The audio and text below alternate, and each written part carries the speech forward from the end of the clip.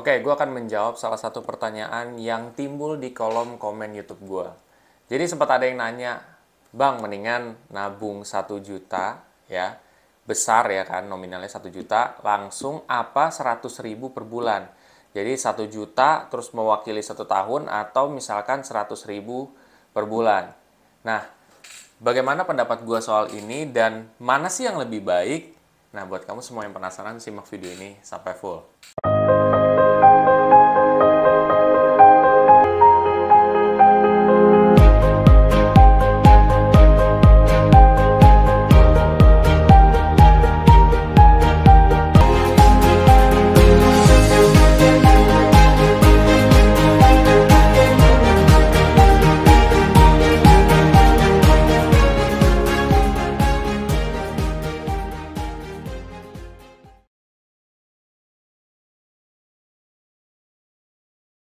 Seperti biasa, sebelum masuk lebih dalam, gue akan coba disclaimer dulu. 1, keputusan investasi ada di diri kita masing-masing.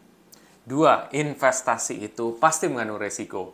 Salah satu resikonya adalah penurunan. 3, gue tidak pernah mengadakan titip dana sama sekali. Sebenarnya gini, ya. Dari disclaimer aja udah ketahuan bahwa gue bilang bahwa keputusan investasi itu ada di diri kita sendiri, ya. Artinya apa? Gue tidak bisa memaksakan keputusan investasi seseorang. Jadi, jangan bergantung terhadap pendapat gue juga pribadi, gitu ya.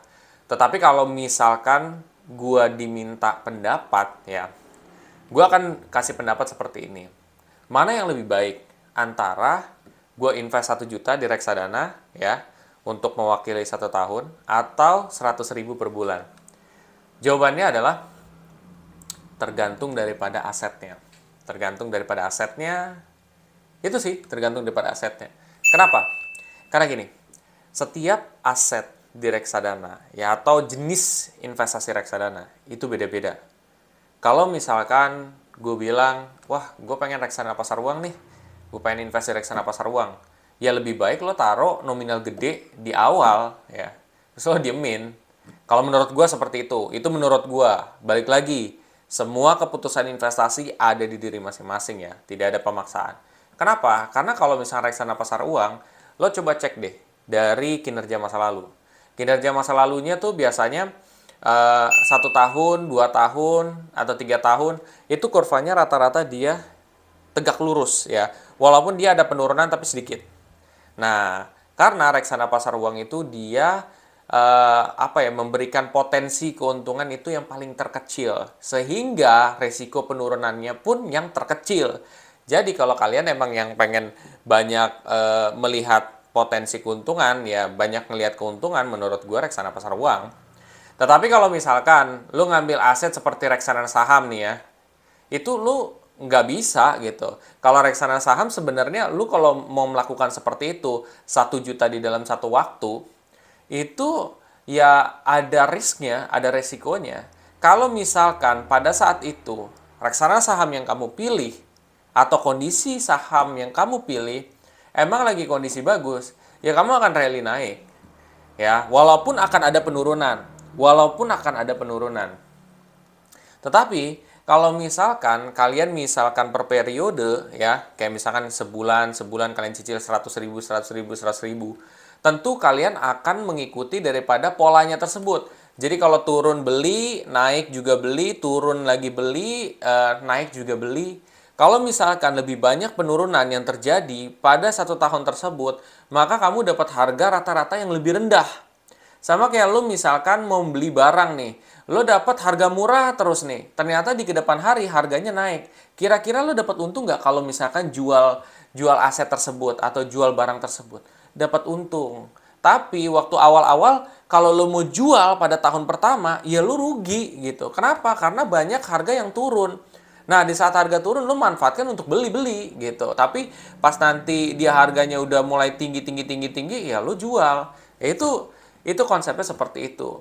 Nah, pertanyaannya mana yang lebih baik tergantung asetnya. Semakin besar potensi keuntungan yang ditawarkan, maka akan semakin besar resikonya. Jadi kalau lu misalkan lihat reksadana saham, reksadana obligasi, ya, dia potensi yang ditawarin itu secara kinerja masa lalu tuh ada yang 7%, ada yang 6%, ada yang 8%, ada yang mungkin lebih daripada 10%. Itu kan dari jangka panjang. Jangka pendeknya dia turunnya juga parah. Itu. Jadi nggak mungkin investasi itu ya naik terus. Investasi itu kalau yang asetnya dia seperti reksadana saham atau saham, dia akan lebih banyak minus. Lu dalam setahun lebih juga bisa ngeliat minus itu. Itu reksadana saham tuh benar-benar banyak minusnya. Sampai lu jangka waktu kayak 5 tahunan. Kenapa makanya reksadana saham tuh idealnya 5 tahun? Kenapa nggak 4 tahun, kenapa nggak 3 tahun? Coba deh kamu pikirin. Karena begitu. Karena di bawah dari 5 tahun, kamu bakal ngelihat portofolio kamu minus. Ya banyak penurunan yang terjadi. Makanya idealnya itu dibilangnya 5 tahun. Karena ya di bawah daripada itu, lu banyak kan ngeliat minus. Tapi kan setiap orang nggak sabar. Pengennya untung, pengennya untung. Padahal kan investasi bukan kayak kerja harian. Itu kan investasi itu sebagai kayak uang di kedepan hari punya potensi untuk naik, bukan untuk jadi pengganti pekerjaan utama. Itu yang semestinya kita harus ingat sama-sama. Jadi kalau masalah baik atau enggak, sebenarnya jawabannya adalah ya tergantung elunya gitu. Lu mau ngambil resiko yang mana? Kalau lu misalkan pengen dapat potensi keuntungan yang gede, lu siap nggak nunggu 5 tahunan lebih untuk invest dan lu lihat penurunan beberapa persen sampai puluhan persen? Siap nggak? Kan nggak setiap orang siap. Ya, itu satu. Kedua, kalau misalkan kalian emang pengen banyak ngelihat keuntungan, ya kalian misalkan ambil yang resikonya lebih kecil. Tentu presentase keuntungan lebih kecil. Ya nggak mungkin juga lah, lu misalkan mau yang resiko kecil terus untung gede, ya nggak ada, Pak. Semua investasi pada tutup kalau kayak gitu. Ya semua tuh harus bener-bener ya sesuai dengan proporsinya. Lo mau untung gede, ya resiko gede gitu. Kayak lo mau sukses terus tapi lo nggak mau susah, kan nggak mungkin, Pak. Kamu pakai cara pesugihan, kan nggak mungkin. Semua ada tahap-tahapnya juga. Jadi semakin besar resiko yang kamu ambil, maka akan semakin besar potensi yang kamu dapatkan. Itu adalah jawaban gue. Jadi balik lagi kalian mau terima resiko yang mana? Kalau kamu berani untuk ngambil resiko besar, ya tentu dapat potensi keuntungannya lebih gede. Tetapi kalau kamu nggak berani ngambil resiko besar, ya udah, ada juga kok yang memang khusus untuk orang yang berani ngambil resiko kecil, dan itu tidak ada yang salah dan tidak ada yang benar. Itu aja yang pengen gue sampaikan hari ini. Bila mana kalian termotivasi untuk mulai berinvestasi reksadana, kamu bisa cek aja di kolom deskripsi di bawah ini. Nanti kamu bisa lihat aplikasi yang sudah terdaftar dan diawasi oleh OJK juga. Itu aja yang pengen gue sampaikan. Sampai jumpa di video selanjutnya. Terima kasih.